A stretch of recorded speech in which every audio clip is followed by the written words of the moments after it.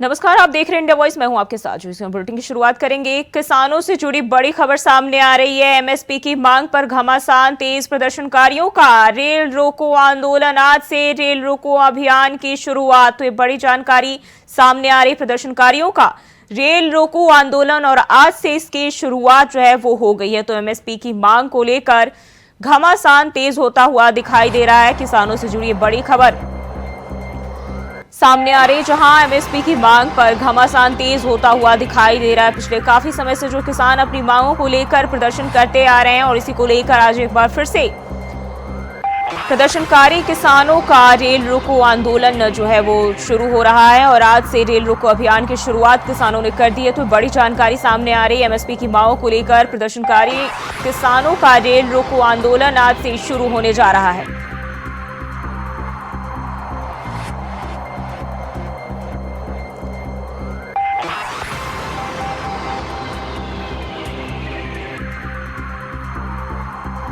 तो किसानों से जुड़ी बड़ी खबर सामने आ रही है। एमएसपी की मांग पर घमासान तेज है और प्रदर्शनकारियों का रेल रोको आंदोलन आज से शुरू हो रहा है और प्रदर्शनकारी किसान जो है आज से रेल रोको अभियान की शुरुआत करने जा रहे हैं।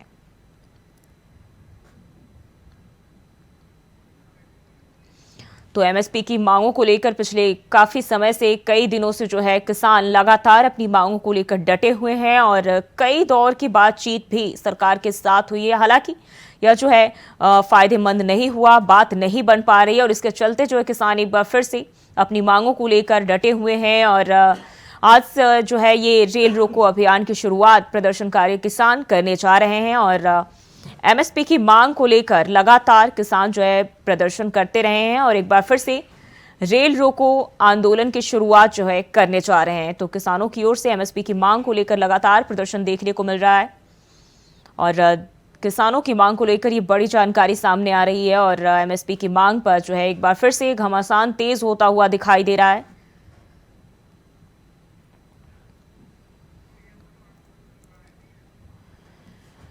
और एमएसपी की मांग को लेकर जो है किसानों का आंदोलन लगातार जारी है। पिछले 13 फरवरी की बात कर ले तो तब से लेकर अब तक जो है किसान लगातार अपनी मांगों पर डटे हुए हैं और एक बार फिर से आज किसानों ने रेल रोको आंदोलन की शुरुआत कर दी है और एमएसपी की मांग पर लगातार किसान अड़े हुए हैं, डटे हुए हैं और इसी को लेकर किसानों की ओर से ये आंदोलन की गई है।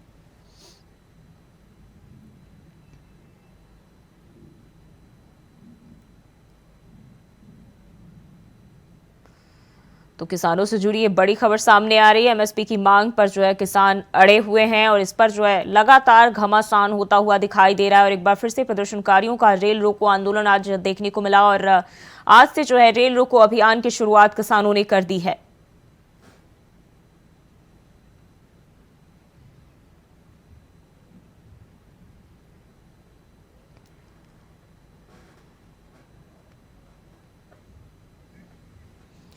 तो एमएसपी की मांग पर लगातार जो है प्रदर्शनकारी किसान डटे हुए हैं। सरकार से कई दौर की बातचीत असफल रहने के बाद जो है किसान लगातार प्रदर्शन करते हुए नजर आ रहे हैं। पिछले कई दिनों से प्रदर्शनकारी किसान अपनी मांगों की मांग पर डटे हुए हैं।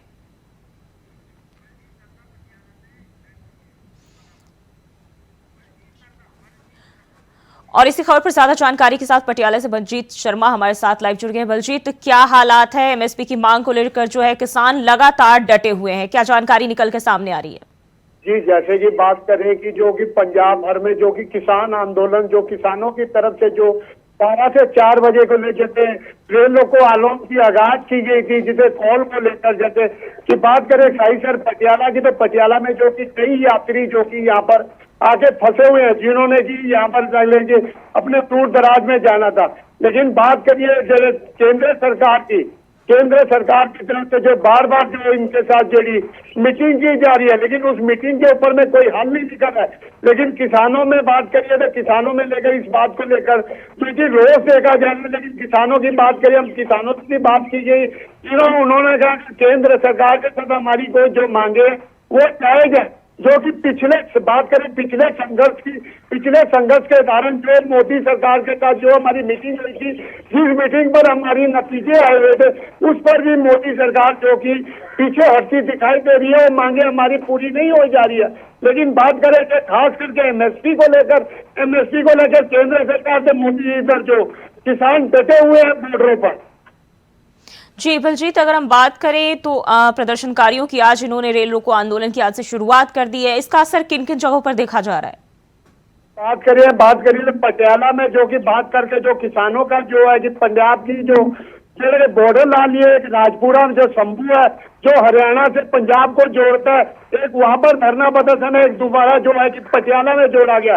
लेकिन बात करिए रेल या यात्री, लेकिन ना बहुत उनको दिक्कत परेशानियों का सामना है। कहीं ना कहीं यात्री जो है किसानों के फेवर में दिखाई दे रहे हैं, क्योंकि उन्हें इनको यही बात बोलना है कि केंद्र सरकार जो उनकी बातें तो मान लेनी चाहिए, क्योंकि ये जो मांगे हैं आपकी मांगे नहीं, ये पिछले संघर्ष से जो कि किसानों की चलती आ रही है।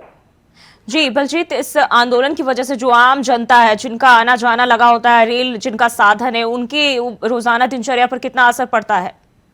जी बात करिए जो कि बोल रही है कि रेलवे स्टेशन में हम अक्सर देखे जाते हैं, जैसे कि जो यहाँ पर अपना परिवार गुजारा करते हैं, जो कि चाय वाले ला लो या होटल वाले ला लो, उनको बेहतर, क्योंकि यातायात जो यहाँ पर आ नहीं है, लेकिन जो यात्री यहाँ फंसे हैं सिर्फ वही यहाँ पर चाय पानी या पी रहे हैं या अपना कर रहे हैं। लेकिन जो प्रशासन की तरफ से कहा जा रहा है कि 4 साढ़े 4 बजे के बाद जो कि पटरियों पर ट्रेन दौड़ती फिर दिखाई दोगी। जी, और अगर हम बात करें किसानों की, फिलहाल जो है इनकी क्या कदम उठाए गए हैं, अभी तक कहां पहुंचे? क्योंकि बताया जा रहा है कि दिल्ली की ओर लगातार ये जो किसान है वो बढ़ते जा रहे हैं, तो इनको रोकने के लिए जो प्रशासन भी पूरी तरह से अलर्ट मोड पर थी। जी बात करिए किसानों के जो पंजाब के किसानों ने जो 13 तारीख को जो दिल्ली कूच की बात की थी, लेकिन उस बात पर कहीं पर किसान तो बार बार यही बात कर रहे हैं कि हम जो दिल्ली शांति में जाना चाहते हैं, हमारा शांति मार्च है, हमारे शांति से हम अपनी मांगे पूरे कर रहे हैं। लेकिन बात करें देखो केंद्र सरकार जो की बात करिए बॉर्डर जो कि केंद्र सरकार की तरफ जो सील किए गए हैं, क्योंकि यात्री उधर नहीं जा सकते जाना, खास करके ट्रेनें जो चल रही हैं उसमें यात्रियों का कुछ नहीं है। लेकिन बात यही है तो रोजगार के ऊपर में प्रभावित दिखाई दे रहा है। जी, और दिल्ली से हमारे साथ अजित भी हमारे साथ लाइव जुड़ गए हैं। अजित, अगर हम बात करें राजधानी दिल्ली की, वहां क्या हालात देखे जा रहे हैं? रेल रोको आंदोलन का कितना असर पड़ रहा है? और देखिए ये बताना चाहूंगा, किसान आंदोलन को करीब 1 महीने बीतने वाले हैं और इस 1 महीने के दौरान जिस तरीके से विभिन्न मांगों को लेकर, चाहे वो एमएसपी की मांग हो, पेंशन की मांग हो, ऐसे तमाम मांगों को लेकर किसान लगातार अपने प्रदर्शन पर डटे हुए हैं। हालांकि अगर मैं बात करूं दिल्ली की सीमाओं पर सुरक्षा व्यवस्था के जो इंतजाम है वो जरूर किए गए हैं, लेकिन दिल्ली में फिलहाल इसका वो खासा असर देखने को नहीं मिल रहा है, क्योंकि जब बीते 13 फरवरी को किसानों ने दिल्ली कूच का आह्वान किया था और उस समय जब जो किसान है वो जब दिल्ली की ओर बढ़ रहे थे तो शंभू बॉर्डर और खन्नौरी बॉर्डर पर किस तरीके से उस समय घमासान देखने को मिला। किसानों के बीच और जो प्रशासन के बीच जो सुरक्षा एजेंसी है उनके बीच में जिस तरीके से झड़प देखने को मिली, उसके बाद से लगातार जो किसान है वो शंभू बॉर्डर पर डटे हुए हैं, क्योंकि जो सुरक्षा एजेंसी है वो शंभू बॉर्डर को पार करने नहीं दे रही है। तो कहीं ना कहीं कहा जा सकता है कि उसके बाद से लगातार जहाँ एक और किसान लगातार अपनी प्रदर्शन पर डटे हुए हैं। तो अगर मैं दिल्ली की बात करूँ तो दिल्ली पर हालांकि इसका कोई खासा असर देखने को नहीं मिल रहा है, लेकिन आज जिस तरीके से रेल रोको आंदोलन को किसानों ने जो आज का जो आह्वान किया था उसमें थोड़ा सा असर जरूर देखने को मिला। उसको लेकर के दिल्ली की सुरक्षा व्यवस्था में भी काफी जो इंतजाम है उसमें भी बढ़ाए गए हैं इंतजाम, और खासतौर पर सीमावर्ती इलाके जो दिल्ली के जो बॉर्डर है वहां पर विशेष इंतजाम जो सुरक्षा व्यवस्था के मदद से जो है वो किए गए। जी, वहीं किसान नेता पंडेर ने साफ तौर पर कहा है कि मांगे पूरी ना होने तक ये प्रदर्शन ऐसे ही जारी रहेगा। देखिए जो बिल्कुल किसानों ने साफ कर दिया है कि वो जब तक उनकी मांगे पूरी नहीं होती है तब तक वो पीछे हटने वाले नहीं है। हालांकि अगर मैं बात करूं तो इससे पहले तकरीबन 4 दौर की जो वार्ता है वो सरकार और किसानों के बीच में हो चुकी है। सरकार ने कई प्रस्ताव भी रखे, सरकार ने कुछ फसलों को अगले 5 साल के लिए एमएसपी के तहत लाने की बात भी कही, लेकिन किसानों ने साफ तौर पर उस प्रस्ताव को ठुकरा दिया। किसानों का कहना है कि उन्हें पूरी फसल पर एमएसपी चाहिए, जिसकी वजह से वो पीछे हटने का नाम नहीं ले रहे। अब ऐसे में देखना ये होगा कि सरकार इसका क्या समाधान निकालती है, लेकिन किसानों ने साफ कर दिया कि जब तक सरकार उनकी मांगों को नहीं मानती है तब तक किसान जो है वो पीछे हटने वाले नहीं है, वो लगातार प्रदर्शन पर डटे रहे।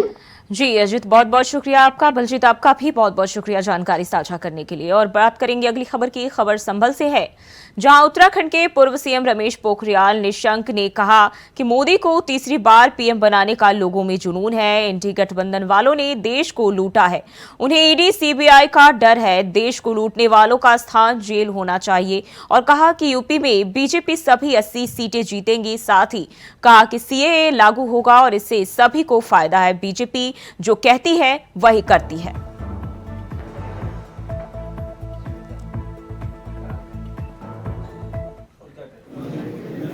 जिस तरीके से उत्साह है इस संभल लोकसभा में, अद्भुत है, अभूतपूर्व है।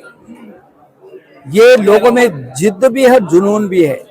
इस समय तो लोग ये सोचते हैं कि सर्वाधिक मतों से कैसे वो रिकॉर्ड बना सके, और इसलिए मैं यहाँ के कार्यकर्ताओं को, यहाँ के लोगों को शुभकामना देने के लिए आया हूँ कि जबकि पूरा देश ये जानता है, पूरी दुनिया ये मानती है कि अगली जो तीसरी बार के जो प्रधानमंत्री हैं वो नरेंद्र मोदी ही होने जा रहे हैं, वही होंगे, इसमें पूरी दुनिया जानती है, मानती भी है, और देश का बच्चा बच्चा उसके लिए तैयार भी है। बढ़ते आगे, यूपी के फतेहपुर जिले की सांसद और केंद्रीय मंत्री साध्वी निरंजन ज्योति ने जिले के कई कार्यक्रमों में हिस्सा लिया। वहीं उन्होंने केजरीवाल के बयान पर पलटवार करते हुए कहा कि वह ईमानदार आदमी इस तरह की बात कर रहा है तो जरूरी विषय होगा। और कहा कि किसी भी स्टेट में चुनाव होता है, वह प्रचार करने जाते हैं तो पैसा किसका है। साथ ही कहा कि वादा करके अगर मुकरना, यदि किसी से सीखना है तो केजरीवाल से सीखे। इसके साथ ही उन्होंने अखिलेश यादव के बयान पर पलटवार करते हुए कहा कि मुझे लग रहा है डिंपल की लोकसभा सीट बचा ले तो यही बहुत बड़ी बात है। अब वो ईमानदार आदमी इस तरह की बात कर रहा है तो मुझे लग रहा है कि हास्यास्पद विषय होगा। जिस व्यक्ति ने कहा था कि मैं गाड़ी नहीं लूँगा, बंगला नहीं लूँगा, कोई सुविधा नहीं लूँगा, सिक्योरिटी नहीं लूँगा, और मुझे लग रहा है कि जितने के उनके आवास में पर्दे लगे उतने में एक गरीब की झोपड़ी मकान बन जाता। तो मुझे लग रहा है कि आज उनके दो मंत्री जेल में हैं, एक सांसद जेल में हैं, तो कहे के मारे जेल में हैं। इन्हीं अभी पार्टी आई और इतने लंबी छलांग लगा करके इतना हाई फाई प्रचार कर रही। हम तो 10 साल से सांसद विधायक भी रहे हैं, हम इतना हाई फाई प्रचार नहीं कर सकते। और वहीं अमेठी से एक पोस्टर वायरल हो रहा है, जहां कांग्रेस के द्वारा लगवाए गए पोस्टर चर्चा का विषय बना हुआ है, जिसमें लिखा है कि लेंगे बदला देंगे खून, भैया बिना अमेठी सून। बता दें कि राहुल गांधी 19 फरवरी को कांग्रेस की भारत जोड़ो न्याय यात्रा लेकर अमेठी पहुंचे थे, जिसके बाद पोस्टर लगवाए गए। वहीं कांग्रेस पार्टी के यूथ जिला अध्यक्ष ने मीडिया से बात करते हुए पोस्टर पर लिखी बातों को बताया कि क्या बात है। चलिए आपको सुनवाते हैं। लेंगे बदला देंगे खून, भैया बिना अमेठी सून का एक होल्डिंग लगा हुआ है।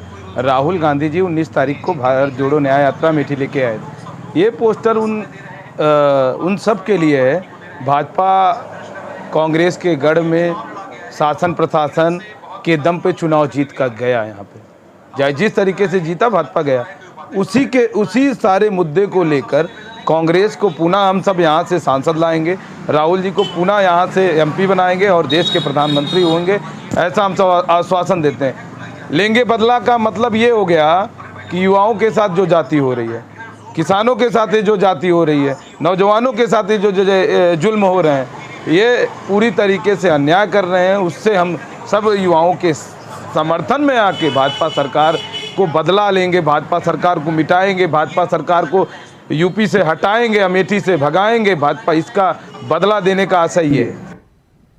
बढ़ते आगे, प्रदेश की योगी सरकार जहां भूमि माफियाओं पर अपने कड़े तेवर रखती है, तो वहीं सिद्धार्थनगर में एक ऐसा मामला सामने आया जिससे बुद्ध की धरती पर ही उनके साथ ही फर्जीवाड़ा किया जा रहा है। वहीं बुद्ध विहार को भूमाफिया बेचने में लगे हुए हैं, जिसके बाद भिखारी वर्मी ने जिलाधिकारी को एक पत्र सौंपकर न्याय की गुहार लगाई है। बता दें कि पत्र लिखकर यह निवेदन किया गया है कि प्राचीन वर्मी बुद्ध विहार को फर्जी मालिकों के नाम से खारिज करवाते हुए इस मठ के अस्तित्व की रक्षा करने की कृपा करें। वहीं इस मामले को लेकर जिलाधिकारी ने बताया कि मामला संज्ञान में आया है, जिसकी जांच के लिए उप जिलाधिकारी को निर्देश दिया गया है और बताया कि मामले में दोषियों पर सख्त कार्रवाई की जाएगी।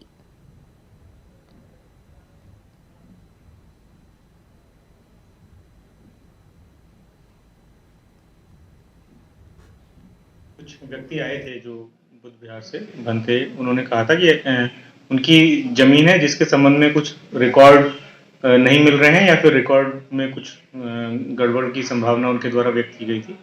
तो उसी के क्रम में उप जिलाधिकारी नौगढ़, जिनके क्षेत्राधिकार में ये स्थित है, उनको निर्देशित कर दिया गया है कि सभी तथ्यों की और उन जो बनते आए थे उनको भी सुनकर संपूर्ण इसकी जांच कर अगर कोई उसमें दोषी है तो उनके खिलाफ कार्रवाई करे और जो भी विधिक कार्रवाई है वो आगे की। मैं भंते आलार काला प्रभारी बर्मी बौद्ध विहार सिद्धार्थनगर नौगढ़ का। दरअसल यहाँ के 1957 में बर्मा देश के भिक्खु डॉक्टर यू नंदवंथा के द्वारा एक बर्मी बौद्ध विहार की स्थापना होती है रेलवे स्टेशन के ठीक सामने, और पिछले 35 साल से ये खाली पड़ा रहा लगातार, और इसका अवसर पा करके जो है यहाँ के कुछ सेवादार और भूमाफिया मिल करके इसको जो है फर्जी दस्तावेज तैयार करके बेचने के फिराक में थे।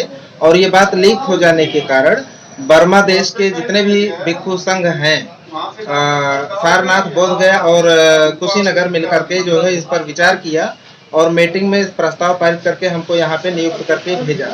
इसकी जांच पड़ताल किया मैंने, तो इस बात की पुष्टि हुई कि इसको सच में ये लोग जो है अवैध बिक्री कर रहे हैं। जिस पर जो है मैंने जांच पड़ताल जब जारी किया तो उसी समय जो है इन लोगों ने हमको जो है ऑफर भी किया पैसे कौड़ी लेकर के आप यहाँ से चले जाइए।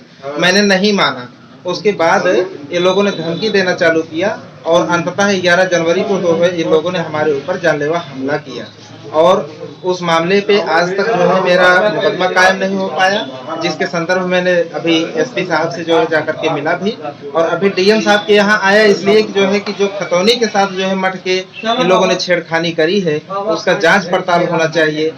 चूंकि सन्यासियों का कोई अपना जो है निजी संपत्ति नहीं होता है, लेकिन जो अरबों और करोड़ों रुपए का मठ स्थापित करते हैं वो जो हमारे श्रद्धालु लोग होते हैं उनके दान से बनता है, इसलिए बैनामा भी नहीं कर सकते हैं, दान भी नहीं कर सकते हैं, जो भले ही संस्थापक क्यों ना हो।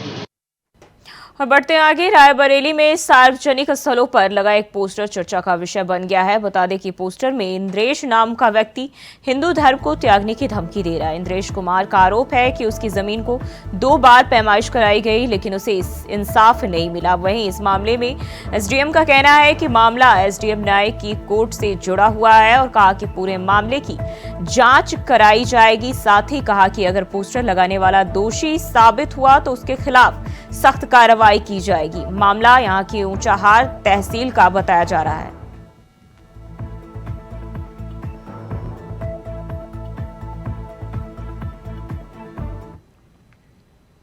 और वहीं रायबरेली के सलोन थाना क्षेत्र के रोहनिया गांव से एक वीडियो वायरल हो रहा है, जहां एक शादी समारोह में बार बालाओं के साथ अवैध असलाहा लहराकर एक युवक का डांस वीडियो वायरल हो रहा है। हालांकि पुलिस ने वायरल वीडियो के आधार पर जांच पड़ताल शुरू कर दी है।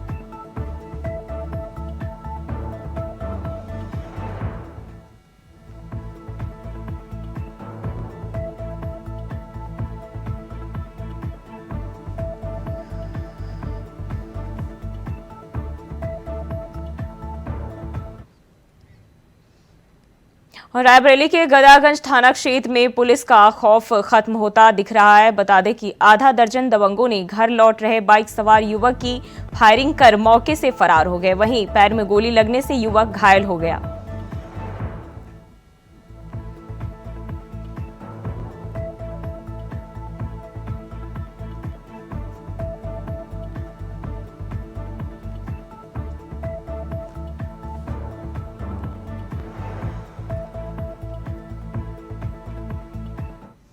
उम्र 20 साल, 6 साल गोरा से रेफर है। उसके बाएं पैर में बता रहे हैं उनके साथ वाली गोली लगी हुई, बाकी यहाँ फर्स्ट एड करके एडमिट किया है। हालत उसकी गंभीर।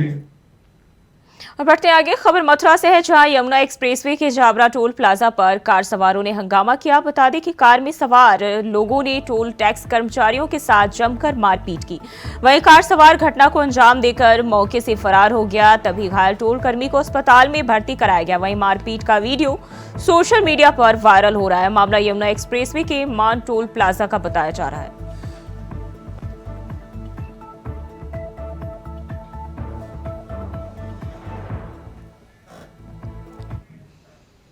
रुक करते अगली खबर की ओर। सिद्धार्थनगर के शिवनगर थाना क्षेत्र से एक मामला सामने आया है, जहां अनियंत्रित कार ने बाइक सवार दंपति को टक्कर मार दी, जिसका वीडियो सीसीटीवी कैमरे में कैद हो गया। वहीं ठोकर लगने से पति पत्नी गंभीर रूप से घायल हो गए, जिनका मेडिकल कॉलेज में इलाज चल रहा है। फिलहाल घटना की सूचना पर जिले के जिम्मेदार अधिकारी मौके पर पहुंचे और मामले की संज्ञान ले रहे हैं।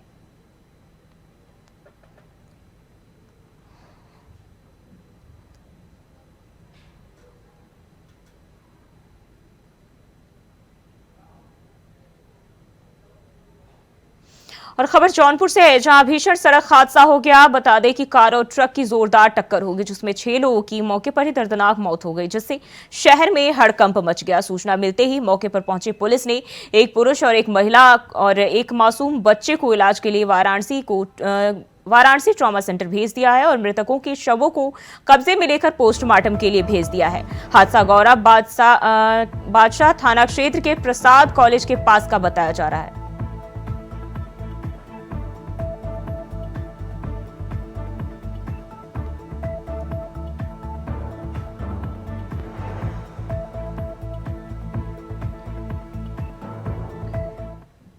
और वहीं चुनाव से जुड़ी एक बड़ी खबर सामने आ रही है। टीएमसी उम्मीदवारों की लिस्ट जारी। तो टीएमसी उम्मीदवारों की लिस्ट जारी हो गई है। चुनाव से जुड़ी बड़ी जानकारी सामने आ रही है। टीएमसी ने जारी किए 42 उम्मीदवारों के नाम। तो टीएमसी की ओर से 42 उम्मीदवारों को चुनावी मैदान में उतारा गया है और 42 उम्मीदवारों के नाम जो है वो जारी किए गए हैं। तृणमूल कांग्रेस की ओर से उम्मीदवारों की लिस्ट जारी कर दी गई है। तो चुनाव से जुड़ी ये बड़ी खबर सामने आ रही। टीएमसी उम्मीदवारों की लिस्ट जारी हो गई है, जहां 42 उम्मीदवारों को जो है पहली लिस्ट में मौका दिया गया है। तो टीएमसी की ओर से जो उम्मीदवारों की पहली लिस्ट जारी कर दी गई है और लोकसभा चुनाव से जुड़ी ये बड़ी खबर सामने आ रही। टीएमसी उम्मीदवारों की लिस्ट जारी हो गई है और टीएमसी ने 42 उम्मीदवारों के नाम जारी किए हैं। तो ये बड़ी जानकारी सामने आ रही है। टीएमसी उम्मीदवारों की लिस्ट जारी कर दी गई है, जिसमें 42 उम्मीदवारों को जगह दिया गया इस लिस्ट में। तो ये पहली लिस्ट जारी की गई है और चुनाव से जुड़ी बड़ी खबर सामने आ रही है।